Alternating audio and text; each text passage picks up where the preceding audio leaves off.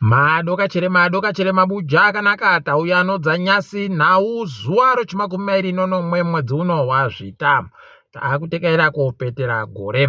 Ipapa kutanda nhau iri kwedu no kwa Mutoko.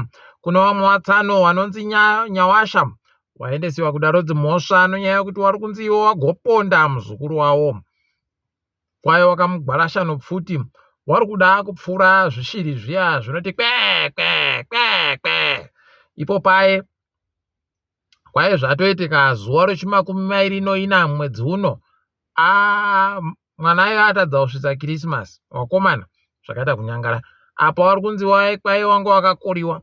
Saka pariba achiri kuziva kuti chokwadi chere kana kuti wakatoita zvokugara waita kufungidzira. Rekai tione kuti zvinotekaira sei, kuti wachazopuwa mhosva chere kana kuti waribe.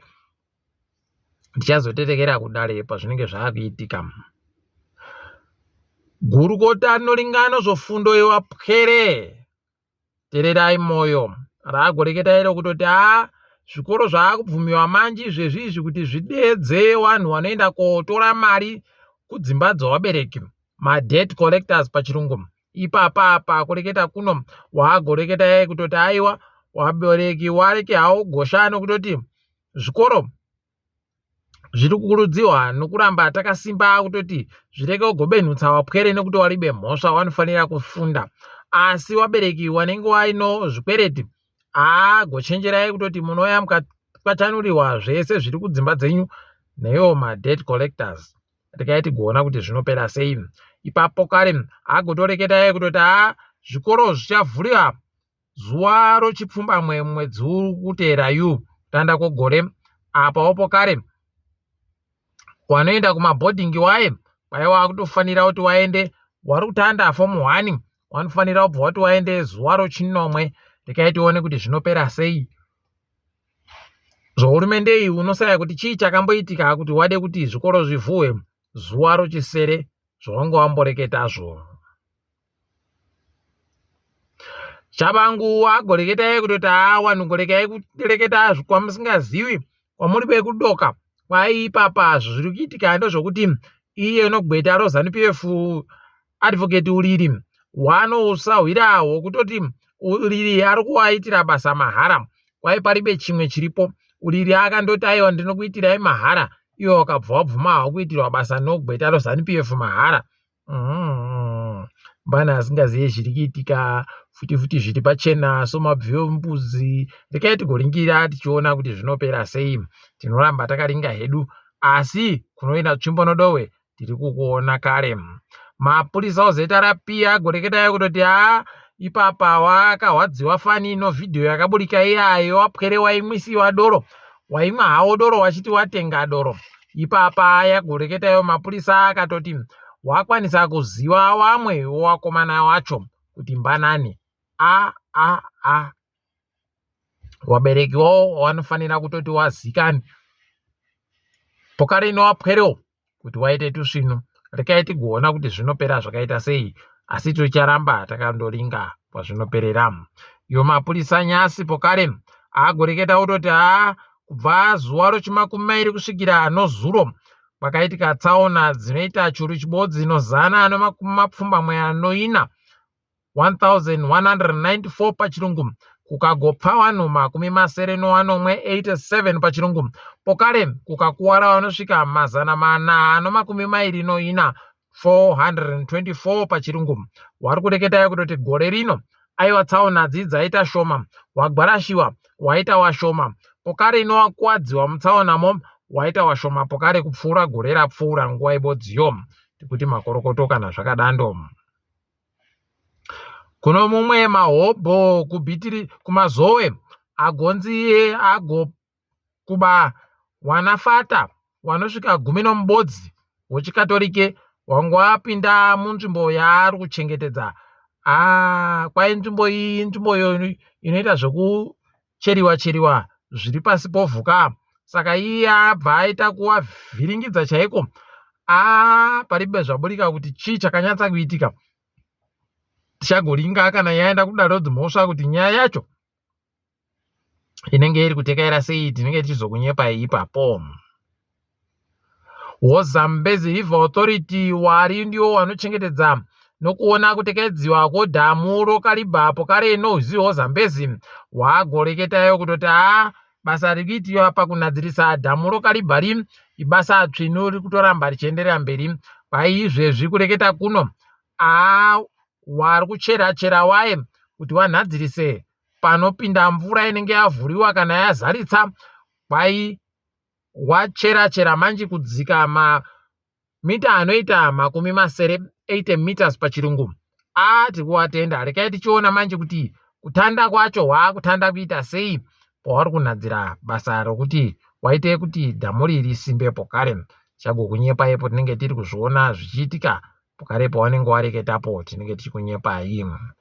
Kanzuro yeguta roBulawayo ipapa yagotoreketa kuti iyo nokambani iri kuita zvokupakisa dzimotika iya 23 investments ipapa wari kuda pokare kuti waise anonzi maCCTV makamera okuti wagoringe kuti mugwagwa inenge ichitekedzwa sei. Ichi ndo chinhu chataifungidzira kuti wapindayo wakorotati wachaita kutanda kunhadzirisa kuti chiite tusvinu, nokutoti wanhu wese weguta roBulawayo wari kuhwadziwa nacho chinhu ichi. Rekai tigoringa hedu kuona kuti zvichange zvakamira sei. Tinenge tichikunyepai ipo zvinenge zvichiitikapo.